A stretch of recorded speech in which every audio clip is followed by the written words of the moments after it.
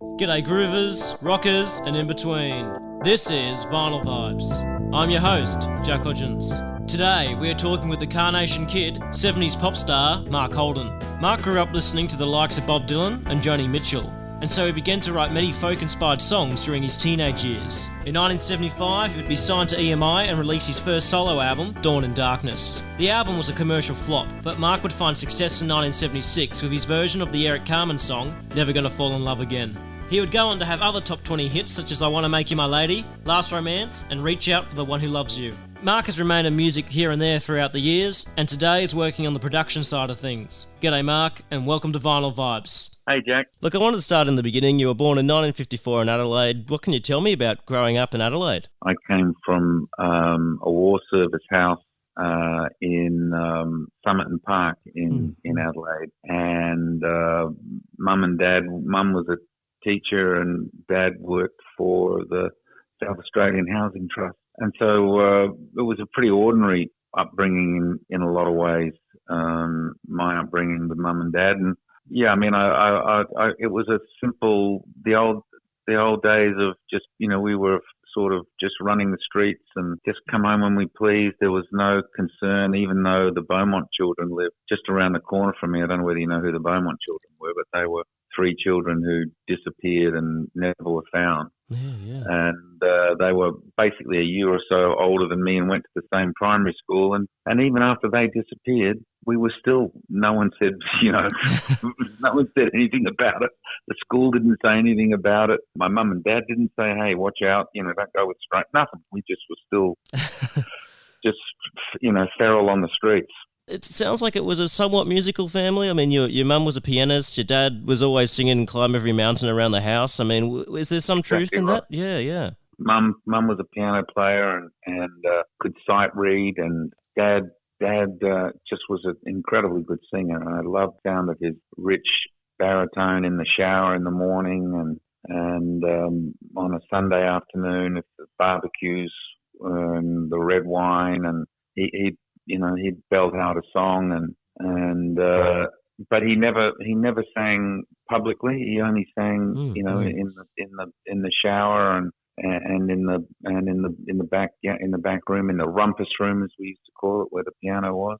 And so there was music all around. And my brother my older brother Craig was then and is now still at 72, 73. He's the singer for the Masters Apprentices, and he's been a musician his whole entire life in Adelaide, even though he's a developer and the head of the Housing Commission and all kinds of other things. He's had a musical life himself, and so, he was figuring out music and playing guitars and things before me, and I heard him doing it. I heard my mother and my father doing it. It was just, it was around. In terms of the music that was happening in the household, like around when you started to become a teenager, 13, when you got your first guitar, I mean, what are some of your early memories of the music happening? The music happening that I would hear was Dad loved like Ella Fitzgerald and Satchmo and those kind of jazzy, bluesy black artists, American black artists.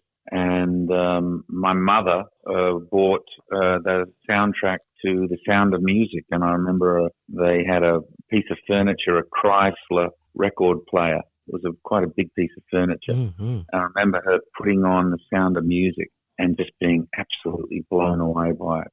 And so, Mum was super straight and Dad was a little more bluesy. But when I was at school still, I went to the Morn Central Mission in Adelaide, which was the Methodist Church headquarters, which was also the place where the local radio station was based, 5KA. But I went there to learn opera singing with a guy called Louis Dorr. He taught me for about a year, and I was learning Handel's Messiah and those kind of pieces, and I really loved singing those things, but I really wasn't quite good enough. But I did love getting into Handel and those kind of that kind of classical music. But it was never going to be something that I could actually do. Did you ever hear any of those early rock and roll records? I mean, you were probably pretty young at the time, but I mean, did you ever hear any of them or have any memory of hearing them? No, I wasn't really into the rock and roll thing. The first thing that really grabbed my attention was my brother bought a Bob Dylan songbook, and the songbook had the chords, and it had the shapes of the chords and the words, and I just started figuring out the shapes of the chords on the guitar by looking at the little maps on this songbook, and I made up my own melodies to those lyrics, and then eventually heard Bob Dylan's records and loved those. No, I was more into that thing, and Neil Young. I loved. As soon as I was old enough, I just absolutely loved Neil Young and started learning Neil Young songs. Cowgirl in the Sand and those kind of things. That was more my vibe. Joni Mitchell was somebody. When I was 16, I was in Canberra with my parents having a holiday, and I remember buying the album Blue and just being absolutely transported by it. The exquisite melodies and that incredible voice and the incredible guitar playing. And I guess those sort of things were more things that called me than actual rock and roll. And so no, I wasn't a rock and roller, as my EMI records are the exact proof of. There's literally no blues in them. I love rock and roll and the blues now. And the older I get, the more I like it. And now that I have a post-cancer voice that's got like a one octave only, a very low octave, the blues and bluesy songs are the only sort of things that I can actually sing now. But so the melodies of the first album I made at EMI were more coming from Joni Mitchell and from classical music than anything else. It's just that they were really unformed, and my songwriting was really unformed. So they were just the outlines of those things rather than something with a really deep center. I think it's 1972 or 73 by this point, perhaps, and you've started to do law, but you're still playing gigs here. That was when I was at law school, correct. But you're also appearing on these TV shows, Adelaide Tonight, the Ernie Sigley show. Take me through that amazing time for you. Every state in those days had its own Tonight Show because the broadcast tower could only broadcast for, say, a circle of 50 k's, and so Adelaide had its own Tonight Show. And the neighbour over the back fence, Mrs. Pauline Major, so she was the head of telethon at Channel 9 in Adelaide, and telethon being the fundraiser. And she said there's these auditions. Ernie Sigley's having auditions for his Adelaide Tonight Show. He should go down there. So I did. I got on my horrible, shocking motorbike, my Jawa 305. Stuck my guitar in the back, the rucksack on my back, and then drove down, stood in the line like the kids on Idol, and eventually auditioned for him and his musical director, and I sang an original song, and I think I sang I'll Walk With God, one of the songs that I heard my father sing, and he took me on, and God bless Ernie, I just love that man, I really love him. And then when he went to Melbourne, because Melbourne also had its own Tonight Show, and he got, I think, Tuesdays, or I think it was Tuesdays and Thursdays. He got one of the nights, and Don Lane got the other. And he took me to Melbourne with him. It was such a thrill to me. It was really a big deal to be, traveling interstate to do a gig on television. Yeah. It was just fantastic. And it was the nearest thing to a network because it was on in both Melbourne and Adelaide. And that was my real true big break, I think, to which I owe all of it to Ernie, because once I was in Melbourne, I was exposed to the Melbourne world and the Melbourne showbiz world. And then I auditioned for Showcase, which was on Channel 9, which was Hector Crawford Productions, was his creation. And it had been it was as big as Idol in those days. It went on for years. And opera singers and violin players and comedians. And I went on as a singer-songwriter. And he orchestrated my original songs. And that was a big thrill. I really, really, really loved it. And it was, of course, through those TV shows you got discovered by John Bromall. Am I right on that? I did. John saw me on television, and that's been really the story of my career. Is getting on television and people seeing me on television, and managers and record companies, etc., seeing me on television. So John Bromall saw me on television and took me up to Sydney to sign me to his publishing company. He signed some incredible people over the years. Joni, he signed Ivor Davies, he signed Keith Urban, he signed so many tremendous songwriters, and he was a drummer. And he just had instincts and became a publisher, and eventually was the publisher for Warner Chappell, and was just a great guy, John Bromall. And he took me up to Sydney, and I said, look, I'll sign my publishing deal if you get me a record deal. He got me an audition in Surrey Hills at the Kirk Gallery, and Peter Dawkins from EMI came down and signed me. And that was, and then I lived in John's house in Manly. He had a basement under his house, and I lived in the basement for some time. And I stored all my gear in his house for years in that basement. And I went with him through 2 different publishing deals. He was a great dude, John Bromall. EMI, you got signed to EMI. He got you signed to EMI. I mean, how do you remember that day vividly, like getting signed? I mean, that must have been a big moment for you as an artist. Not really. No, I don't. I barely remember it at all. I really do. It's so long ago now. It's I mean, honestly, I don't. It was a guy called Bill Motzik did the arrangements for the album, and he did a beautiful job. He did a really, really beautiful job, and it was a beautifully made record, which I remember very little about. The songs just weren't good enough, and me as a singer wasn't good enough. So it was for me, it was a wonderful thing to have those recordings and to have that opportunity, but I really wasn't. I hadn't evolved yet. But EMI, God bless EMI. EMI hung in with me even though that album was a big stiff and failed. I mean, that first album, Dawn and Darkness, I've listened to the entire thing, and I mean, in saying that, I do like the song which I think was your first B-side, There'll Come a Day, I think it's called. I think that's a beautiful melody. Yeah, I think that's probably the best song That was about those were the songs that I wrote on my grandmother's piano. At home as a 15 and 16-year-old, having listened to Joni Mitchell and doing my version of those kind of melodies, but just in so white Methodist choir boy, unevolved. I mean, at the same age, Jimmy Barnes growing up on the other side of town, was rage, had this rage within him that was unstoppable, and I just hadn't lived yet, and that's what I hear when I listen to that record. But yeah, no doubt, I think you picked probably the best melody and the best best little composition on the record. I mean, did you have long to record that first album, Dawn and Darkness? Like, was it? I honestly can't remember. Yeah, okay. It was all done at Studio 301 in Castlereagh Street in Sydney. I loved going to Castlereagh Street. I loved going to Sydney. Sydney was like the big smoke.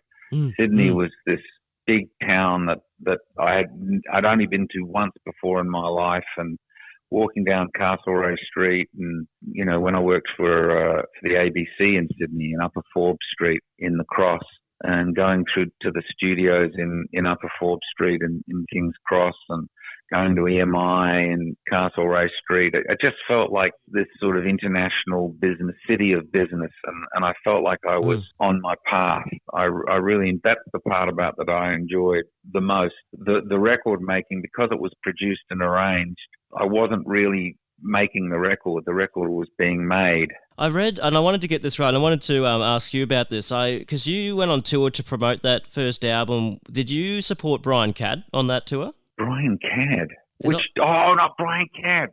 I did do a tour with Brian Cadd.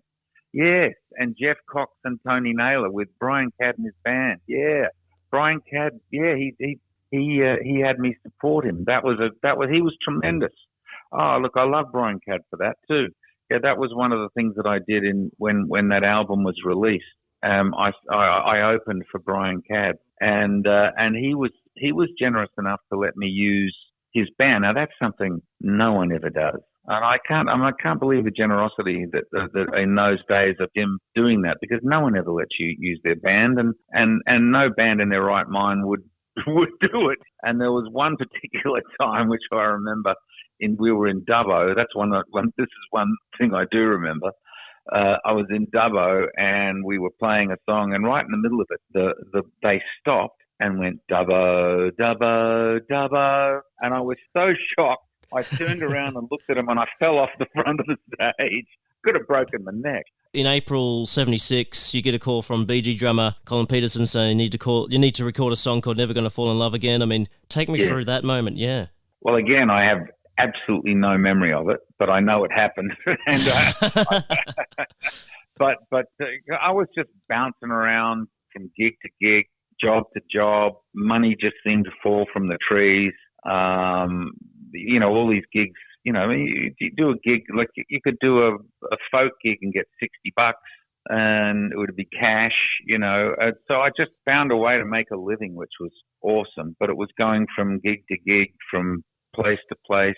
And I was surprised that EMI didn't drop me. But when the first record, which they really invested heavily in, and they put a big promotional budget in, and they flew me around the country, and they did everything right. They did everything right, EMI, and it was just that it didn't connect and it wasn't good enough. And then out of the blue, I get this call from Colin Petersen, and I'm offered the song "Never Gonna Fall in Love Again." It was, when you think about the story I was telling of loving Handel and all of that sort of thing, it was in the fullness of time I realized how perfect the choice was, because it's actually Rachmaninoff's Second Symphony. It's Eric Carmen ripped off Rachmaninoff. And so it was that kind of melody, and it was just a classic, brilliant melody and a really, really great song. And Colin made a really, really good record, and it actually sold, which was a miracle.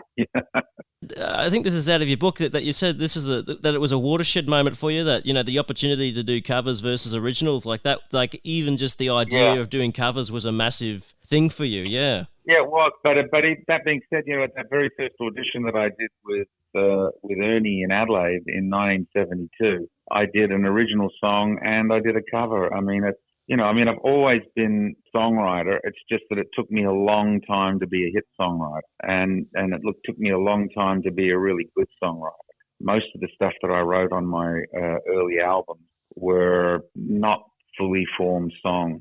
They were as good as I could do at the time. And it's taken me a lifetime to figure out how to write songs. Did Never Gonna Fall in Love take long to become a hit back then? Yeah. No, I don't think it did. I don't think it did take long to become a hit. The thing that it did do was that it actually sold physical records, and that's the big thing that happened. Because what happened was that in the end, it sold enough that the radio was forced to play it. The radio didn't want to play it. The radio didn't want to play my kind of vocal. The radio wanted to play John Paul Young. The radio wanted to play the Easy Beat. The radio wanted to play Sherbet for sure. They definitely wanted to play Sherbet. They wanted to play Skyhooks. They didn't want to play Never Gonna Fall in Love Again. They didn't want to play I Want to Make You My Lady. They didn't want to play those kind of songs. The English version of it, all those English bands, the songwriting of the English bands was just incredible. So, it was a challenge for me, but that first one actually did sell, and it was without television really, because it was only when it was a hit that Paul Drain from the ABC shot that film clip that's now associated with that song, which is me in my father's Scotch college blazer and cricket cream, which was the start of the Carnation Kid look, which was quite by accident, just using the old man's Scotch college blazer and cricket creams, because I was shooting a clip for Countdown. They shot it in a place in Hunters Hill, in a beautiful old house in Hunters Hill, and that kind of set the whole tone. So I thank Paul Drain for that, who was the director of Countdown in those days. And so my first appearance on Countdown was the chart with that video that they made, and not a live performance. for your second big hit, I Want to Make You My Lady, of course, you walked into an elevator and ABBA's manager was it ABBA's manager or something like that? Because I had the first hit, and I was on the Young Doctors. The Young Doctors was happening at that point, or was about to happen, and it actually came out and failed. Is what happened. But I did the Logies, and the Logies were in Melbourne at can't remember the name of the place. Famous hotel back in those days. And I was in the lift going to the Logies, and in the lift was Stig Anderson, and Stig Anderson was the manager of ABBA, and I had the length of a lift ride, an elevator ride, to hassle him. And I said, my name's Mark Holden. I've got this hit, Never Gonna Fall in Love Again. I'm here doing the Logies. Have you got any songs? And he followed up and sent me a bunch of songs. And one of the songs was a song in Swedish.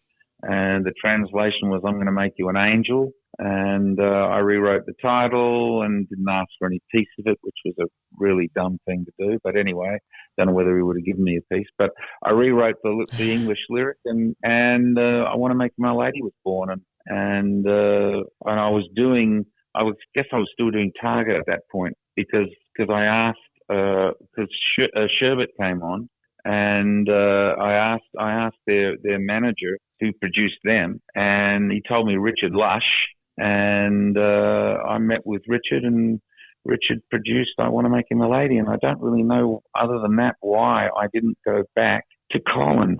But anyway, Richard made that record, and he did a great job. And then I found another song.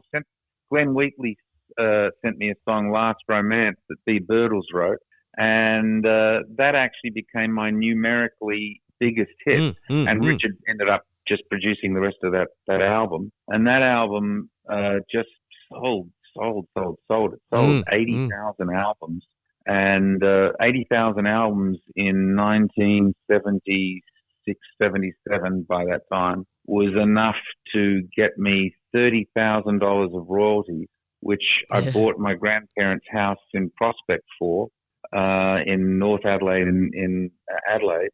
And that house now would be, let's say, $1 million. So a hit record was worth about $1 million in 1977. For whereas now an album that sold 80,000 units in Australia would be worth about $1,000, not even $1,000. Yeah, I think the most famous footage of you is that, at least in your pop career, is you playing Countdown and singing I Want to Make You My Lady with the red carnation. I mean, do you remember much about that? The actual filming of that? I do remember that one. I remember. It was a big deal because Countdown was so huge, and by this time, in only a few years, we'd gone from a situation where, you know, Adelaide had its own Tonight Show, Melbourne had its own Tonight Show, Ballarat had its own Tonight Show. Each small town, Brisbane, Sydney, they were not connected. We'd gone to a place where the ABC was the one television network that was everywhere. It was in Weipa, it was in Carnarvon, it was in Bruny Island, and it was everywhere in between. So when Countdown started, which was in black and white, it was seen everywhere, and it's impossible for people now to understand the meaning of that.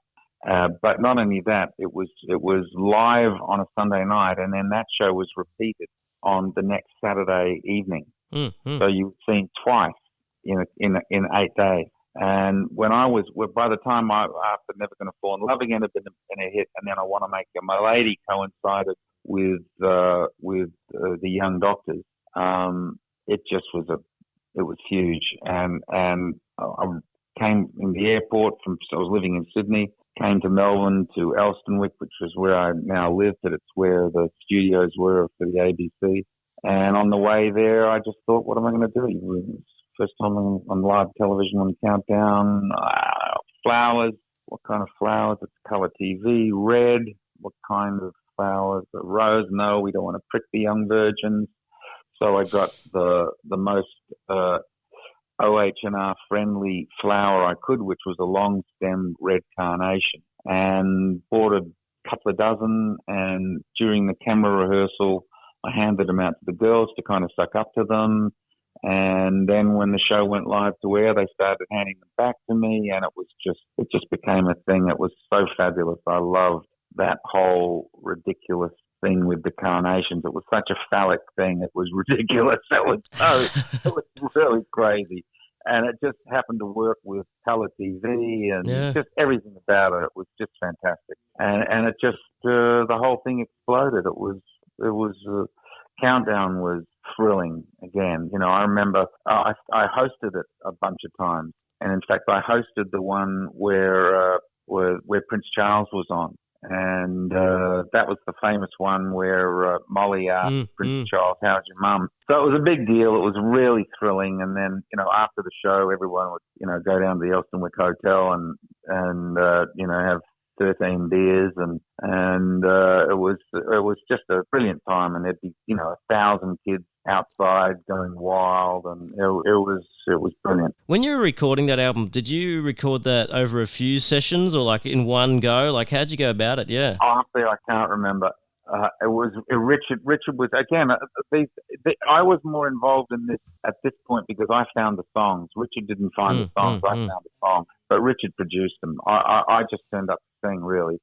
And I did like being there at the sessions. I enjoyed being at the sessions. I always enjoyed being in the room, but I wasn't making demos myself, even for my own songs. You know, my own songs. The demo would be I'd sing it on a cassette. You know, that's. I wasn't a record maker yet, and so I relied on Colin Petersen and Richard Lush. It wasn't until I moved to Los Angeles that I spent, you know, 20 years making demos, you know, every day. My whole look and everything was so different than everyone else. Everyone else was blues based, and it was AC/DC and Bon Scott. Yeah. And you know, or the super wild T-Rex David Bowie type of you know, English type of thing. But my thing was just there was no one doing what I was doing. The record, Let Me Love You, I mean, I love the album cover. You got that yellow Rolls Royce behind you. I mean, yeah. I mean, whose Rolls Royce was that? I mean, was it yours, Mark?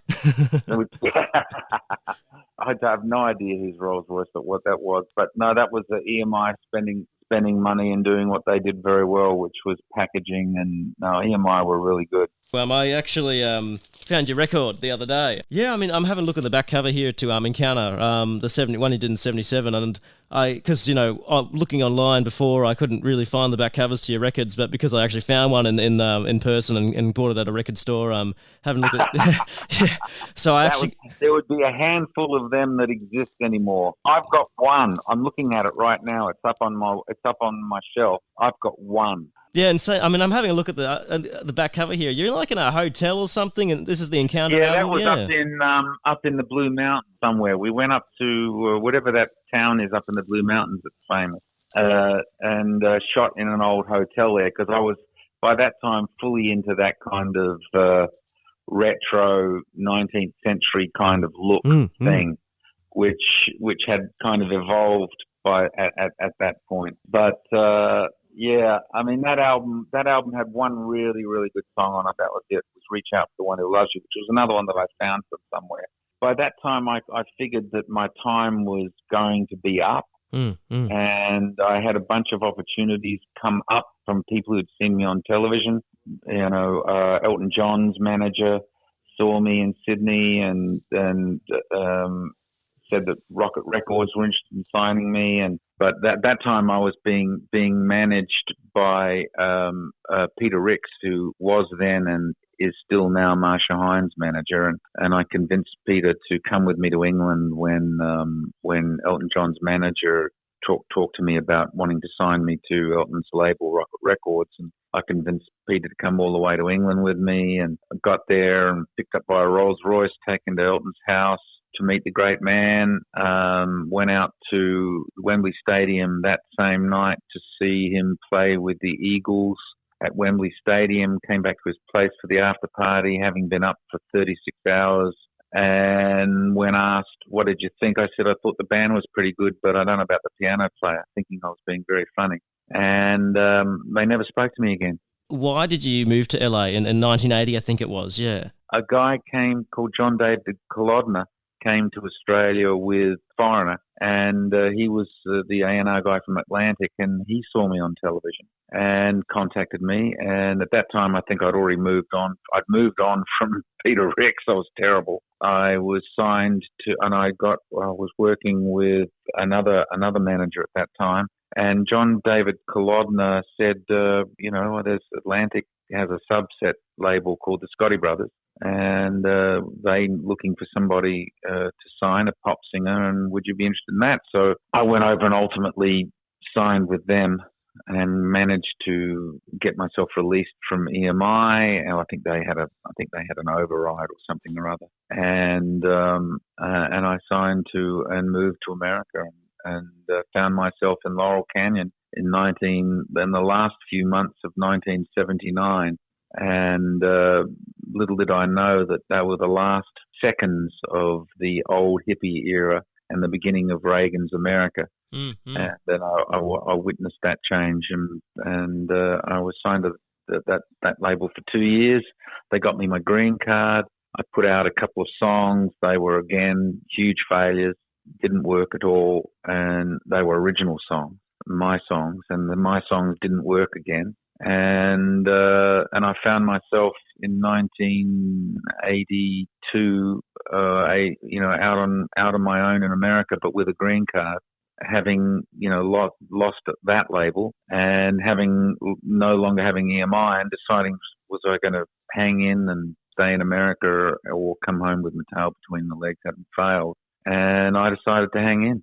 And I think in 83 you did your self-titled album, am I right on that? Around about that time, yeah, I did do a self-titled album, and I managed to get Hologram to release that. And they made some really great videos. I really liked that record. But again, didn't work. It was my original songs. It was entirely original, and my songs didn't work again. And I came to the conclusion at that point that it was really my voice that wasn't working, because my voice. If you think of guys like Glenn Shorrock and John Paul Young, the guys or AC/DC and those, the voices that work are blues based, and even John Farnham's voice didn't work internationally, because his voice was not blues based. It was his voice was a much better, 1,000% better than my voice, but his voice was more that kind of pure, great voice that's not blues based. And there's a sound that radio likes, and Vanessa Amorosi has that sound. And, some people have that sound, and I didn't. John Paul Young had that sound. John Paul Young's voice worked all around the world. His songs became hits in other countries because of the great songs of Vanda and Young, of course, and the great records that Vanda and Young make, but also because of his voice. I didn't have that voice. My voice didn't. Mm-hmm. Radio stations didn't want to play my voice, and that was the reality of it, and that was a lesson that I had to absorb around that time, and because I was adrift and unsigned and didn't have, and unlike the thing in Australia where I had all these opportunities, there were no opportunities for me in America because I was not known. I was, there were 1,000 million people looking for opportunities I was no longer competing with my Australian colleagues. I was competing with a young Prince and a young, all these artists that are truly, truly geniuses, and I'm a million miles away from being a genius. So it was very difficult for me at that period of time. So I meditated for a year and wrote down my dreams for a year, and had to make a spirit choice about what I was going to do in terms of really reading my spirit. And my spirit said, stay. And my spirit said, be a songwriter, which was ridiculous because nothing I had done as a songwriter had worked at that point. But that's what I read my spirit to mean. And fortunately, I had savings, and my savings were, I sold my house that I'd bought in Australia and was, learning that lesson that as an artist you have feast and famine, and that the feasts you have to. Fortunately, I have two Scotch grandmothers, and some instinct in me informed me that I needed to be careful with the money I made when I made it, rather than just being a spender. And I was careful, and the house that I sold in Australia kept me going, and through the famine. And then at the end of that year of writing my dreams down, this melody and lyric appeared in my head, and I listened to it, and I bought myself a TAC 8-track, figured out how to use it, made a demo myself, and just by sheer synchronicity of the beauty of life, at that time I met these guys who were working with Motown and looking for material for the Temptations. I played them this song that I'd written on my own and demoed on my own, and they liked it, and they played it to Berry Gordy. Berry Gordy played it to Smokey Robinson, who was the A&R guy for the Temptations at that time. And even hearing my wacky, white voice, they heard the song and got it, and they cut the song, and it became a hit. It was my first hit in America, and it was my first hit as a songwriter, and it was with the Temptations, and it was such a joy to hear that on black radio in Los Angeles, driving around listening to your own song on black radio. It was just like insane, man. It was insane. I was lucky enough to be in the studio when they recorded it, and the producers were generous with the songwriters. They welcomed us into the studio, which is also unusual, and they knew it was important to us, and they loved. I think they enjoyed having an audience. I got to be there when they were working on the backgrounds, and I sang the melody while the Temps worked on the parts. And I was there when Ali Ollie Woodson came in from what I subsequently discovered was him doing freebasing, and in the car, and he did 2 passes of my song, Lady Soul, and that's all he did from beginning to end, and then left. And it was the most blistering, extraordinary vocal I'd ever, painful, brilliant, beautiful vocal I'd ever heard in my life, ever been in the presence of. That was an opportunity. Then just after that, I went to Hawaii on my way home and stayed with my parents. My parents met me in Hawaii, and Dad had just had his testicles cut off because he'd had prostate cancer, and that's how they treated it in those days. I got to play him my demo of the Temptation. Well, not demo, my record. It hadn't come out yet, of the Temptations singing my song, and he was a lover of black music, and he loved all those old singers, and from even before the 60s. He's at 40s and 50s dude, so he'd gotten into black music and black bands and great singers, and Ella Fitzgerald and those kind of people. And so playing that to my dad, just before he died, that's when he told me that he'd wished he'd spent his life in music, and it was one of his great regrets. And he got to hear my song, and that was one of the great highlights, getting to play that song for my dad. I mean, will we ever get another Mark Holden album at all? Like, do you think that's ever possible? Probably not. I don't. I mean, the voice is. I've developed another voice. There is a Holden Brothers Traveling Circus album that I made, which I really love, that people can find online if they want to look up Holden Brothers Traveling Circus. I made an entire album with my family, and that exists. I've done a few tracks with my brother, but the post-cancer voice is a different voice, and it's I can do it. I may do something eventually, but I'm enjoying working with other people and producing. Yeah. Music is the beautiful thing about music is that it's taken me on these journeys. Well, Mark, I just want to thank you for taking me through that wonderful musical journey and sharing all these things about your time and journey, about your life. Just thank you so much for making the time. My pleasure. It's great to be able to share these memories. That was the Carnation Kid, 70s Australian pop star, Mark Holden. Mark is still producing music for other artists, and in 2017 wrote his book, My Idol Years. You can get the book on Amazon and at other online booksellers. Remember to share this show with other music fans. And if you really enjoyed this edition, we'd love to hear from you. Thank you for tuning in to this edition of Vinyl Vibes. And to all you music lovers out there, stay groovy.